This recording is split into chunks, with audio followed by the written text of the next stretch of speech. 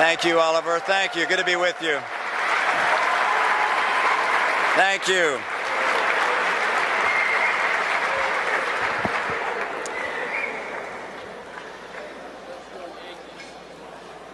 Thank you so much. It's an honor to be with you this evening. Oliver, thank you for your introduction. I want to thank you for the opportunity to address you tonight and for letting me share in the 20th anniversary of the Sims School. Thank you to Cy Sims and his family, to the supporters and the professors and the administrators and the alumni and all the students. Congratulations on this great event. Now,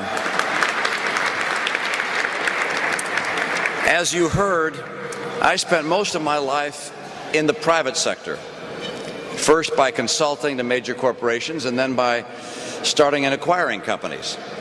It takes chutzpah, I believe, to buy a company from somebody else, someone who knows the business inside out, someone who's decided that now is the best time to sell, someone who's hired an investment banker to hawk it to everybody in the world, and then to think that you, having paid more than anyone else in the entire world, you somehow think you're going to make a profit on your investment. It's truly an improbable way to make a living, but it worked, and far better than I ever imagined.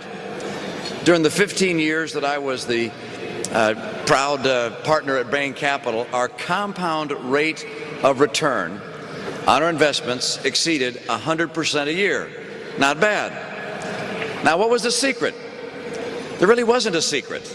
What we did is done every day by you in the private sector. We started off with good people, highly intelligent, intellectually curious, driven people.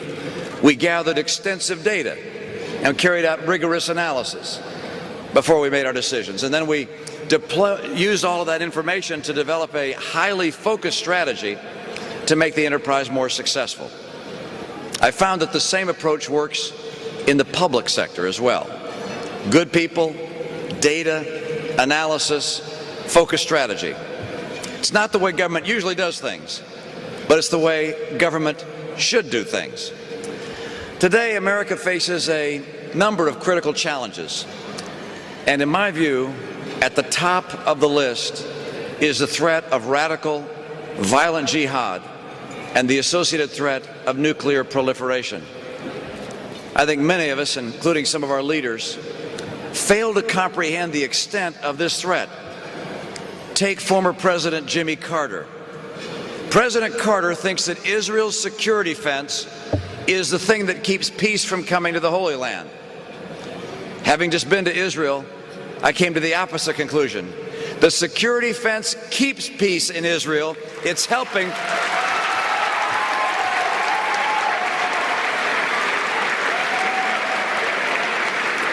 That fence is helping prevent bloodshed and terror and violence. What Jimmy Carter fails to understand is what so many fail to understand. Whether it's Hamas or Hezbollah or Al-Qaeda or Shia or Sunni extremists, there is an overarching goal among the violent jihadists, and it transcends borders and boundaries. That goal is to replace all modern Islamic states with a religious caliphate, to destroy Israel, to cause the collapse of the West and the United States, and to conquer the entire world. Jihadism, violent, radical, fundamental jihadism, is this century's nightmare. It follows the same dark path as last century's nightmares: fascism and Soviet communism. The September 11 Commission reported that Al-Qaeda had been trying to acquire or build nuclear weapons for well over a decade. Former CIA Director George Tenet said that Osama bin Laden sees the acquisition of weapons of mass destruction as a religious obligation. Jihadist clerics have issued fatwas authorizing the use of nuclear weapons to, quote, defeat the infidels. We're faced with the horrific proposition that those who speak of genocide are developing the capability to carry it out. Radical nuclear jihad is the greatest threat that faces humanity. It cannot be appeased. It can only be defeated.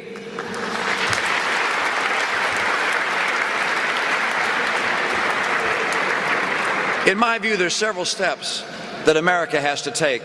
First, we have to sharply increase our investment in national defense. I want to see at least 100,000 more troops in our military. I want to see us finally make the long overdue investment in equipment and armament, weapon systems, and strategic defense. That's going to require that we spend at least 4% of our GDP on defense. Let me show you, by the way, a little history here. See if I can make this work. This shows the history as a percentage of GDP of the U.S. military. And you'll see that over time we've made some pretty significant investments in protecting our country.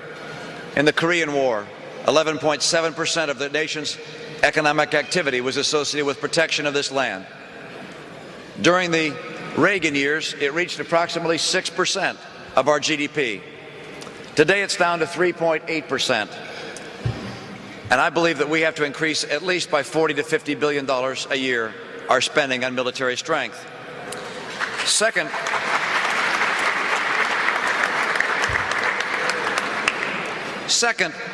America has to become energy independent. Our economic and military strength require it. We use 25% of the world's oil. On this chart, you see where the oil comes from. The United States has approximately 1.7% of the world's crude oil reserves. We obviously have to become energy independent for strategic purposes. And I'm not just talking about symbolic measures. I mean that we finally have to take the necessary steps to actually produce as much energy as we use. Third, we have to transform our international civilian resources to enhance our influence for peace and for security and for freedom. Just as the military in our country has divided the world into common regions with a single commander for each region, our civilian agencies need to do the same thing. And fourth, we need to strengthen our old partnerships and old alliances and inaugurate a new one. I agree with former Prime Minister Aznar of Spain that we should build on the NATO alliance to defeat radical Islam. And further, if I were fortunate enough to be elected your president, I'd call for a national summit of nations to create a new partnership, a partnership for hope and prosperity. And this partnership would assemble the resources of all the nations of the world to work to assure that Islamic states that are threatened with violent jihad have public schools that are not Wahhabi madrasas, that they have microcredit and banking, the rule of law, human rights, basic health care, and competitive economic practices. And fifth, we have to keep Iran from developing a nuclear bomb.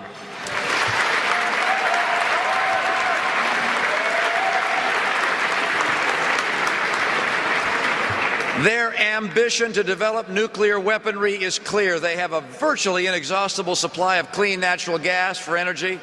They've refused Russia's offer to supply nuclear fuel for their power. Obviously, their nuclear ambition has nothing to do with clean energy. Ahmadinejad has gone beyond the boundary of outrage, beginning with this calculated desecration of history. His purpose is not only to deny the Holocaust, it is to deny Israel. He's doing what another evil man did before him, conditioning minds to acquiesce to the elimination of a people. In January, I was at the Herzliya conference and I discussed the threat of Iran. Since then, Iran continues to operate its nuclear program in defiance of the UN Security Council. It's expanded its centrifuge operations in Natanz. It's issued a new banknote that features a red nuclear symbol superimposed on a map of Iran. Earlier this month, Iran boasted the production of nuclear fuel on an industrial level with a goal of installing 50,000 centrifuges. On April 9th, Iran marked a new national holiday, Nuclear Day. Just look at the extent of their activity. These show the nuclear sites in Iran. This is not a little narrow project. Does the world understand what's going on here? Do they recognize the threat which is posed by this nuclear developing nation? Some people, of course, think it's possible to live with a nuclear Iran.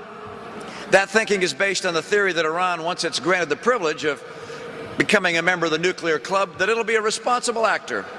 Neither their words nor their actions justify that kind of thinking. Others believe that And frankly, back in the logic of deterrence, which served us through the Cold War, that'll protect us. But for all of the Soviet Union's deep flaws, they were never suicidal. A Soviet commitment to national survival was never in question. And that assumption simply can't be made about an irrational regime that celebrates martyrdom like Iran. It's time to take Ahmadinejad at his word and to act accordingly.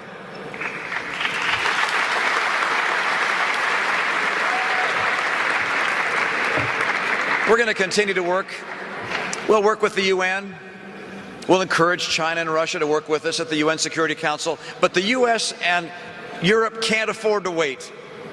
I proposed a strategy to combat Iran's nuclear ambition. Let me describe just a few of the elements. First, we should severely tighten economic sanctions. I think the Bush administration deserves a lot of recognition for restricting access to our banking and credit services, because financial and credit and monetary penalties are some of the most effective sanctions there are. And we must get other nations to act now to follow our lead.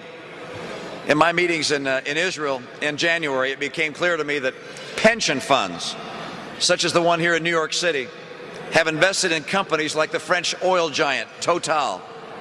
After New York State named its controller, I wrote him, and I also wrote to Governor Spitzer and Senator Schumer and Clinton, and urged them to disinvest from companies that have significant operations in collaboration with Iranian regimes.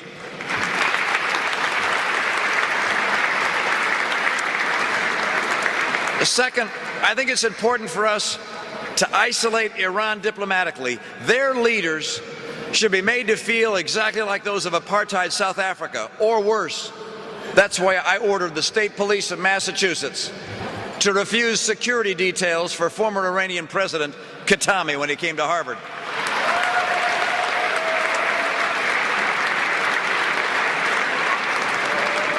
Now, of course, we can communicate and talk with Iran, and I support the upcoming efforts to discuss security in Iraq with Iraq's leaders and their neighbors in the region.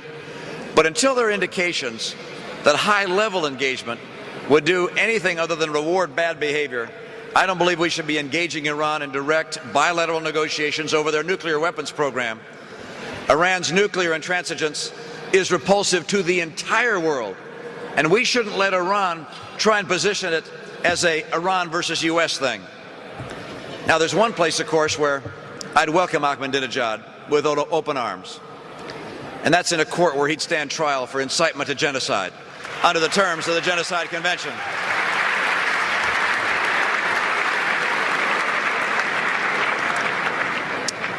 There's a third effort. Arab states need to join this effort to prevent a nuclear Iran. These states can do a lot more than just wring their hands and urge America to do all the work. They should support Iraq's nascent government. They can help America's focus on Iran quickly by turning down the temperature on the Arab-Israeli conflict. They can stop the financial and weapons flows to Hamas and Hezbollah, and they must tell their Palestinian friends to drop their campaign of terror and recognize Israel's right to exist.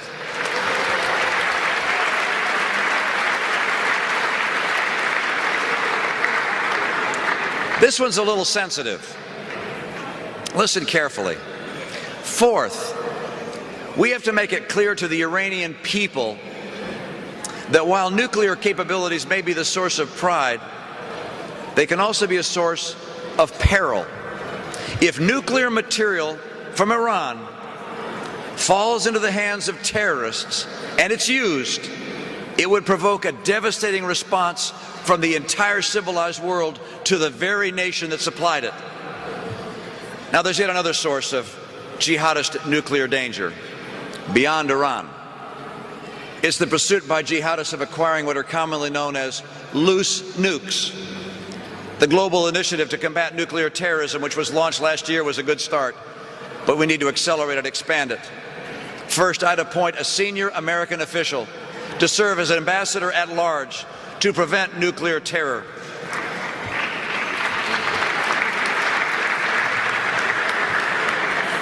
He or she would have the authority and resources to work across agencies and departments in the United States to ensure that our strategies are coordinated here and abroad.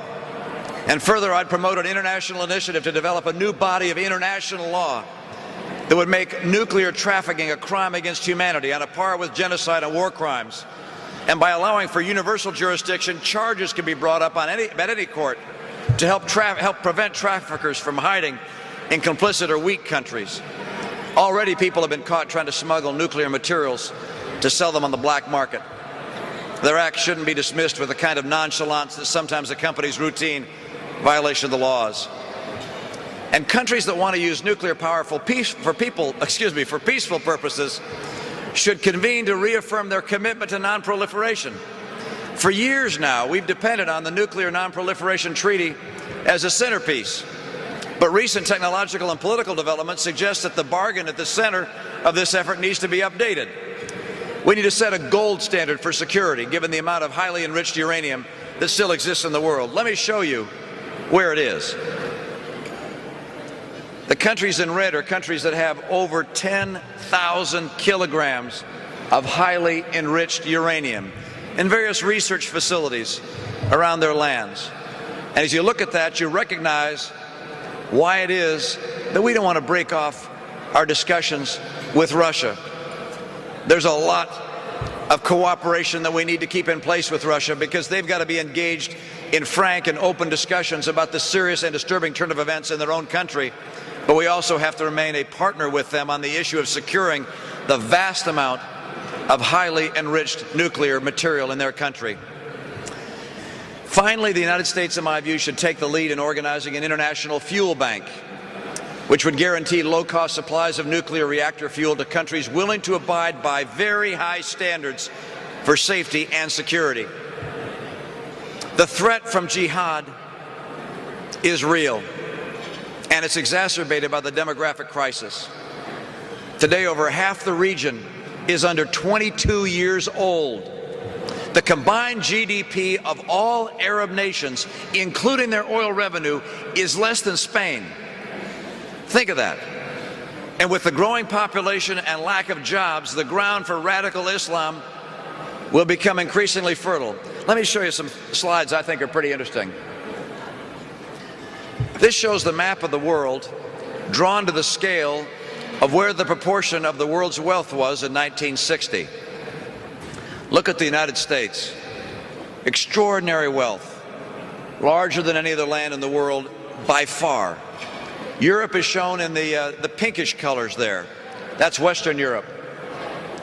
The blue is Eastern Europe. And then you'll see Africa, of course, very small in terms of portion of the economy of the world. The Middle East is in the light green. You can see India there in the yellow. Right next to India, to the left, to the west of India, is, of course, Pakistan. China is the bright green, and Japan is the purple.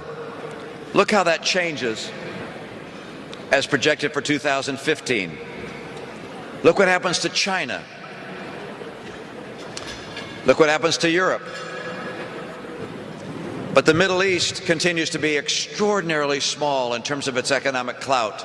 And Northern Africa, where jihad is also rampant, is a tiny portion of the world's economic vitality in the year 2015. This is as projected by the UN. Where are the babies being born? Let's look at the same map, but instead of drawing it based upon where the economic strength is, let's show where babies are being born. That's where population will be as of 2050. The very places that have the least income have the extraordinary growth in population. And this is the very fertile and very frightening field that we're going to have to encounter. And so because of this and many other reasons, in the final analysis, only Muslims are going to be able to defeat radical jihad. But we can and we must support moderate Muslims in rejecting the extreme and accepting modernity. We should remember that in the two other global confrontations with totalitarianism in the past century, it wasn't always obvious that we'd win. Indeed, in those conflicts, the balance of power was not always in our favor. Those were wars we could have lost, but we didn't. In the current conflict, Defeat is not nearly as dangerously close as it was during the darkest moments of the Second World War and the Cold War.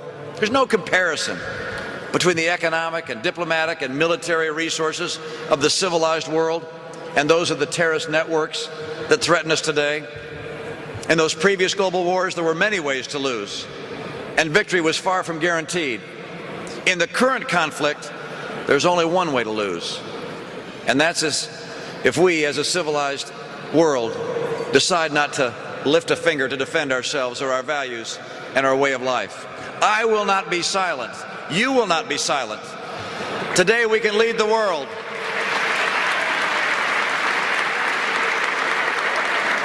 We can and we must lead the world to do what it has sought for so many centuries, to accept different people and different cultures, to respect the inalienable rights of every child of God, and to welcome a time of peace and prosperity for all of the children of our Creator. Thank you so very much. It's an honor to be with you. Thank you.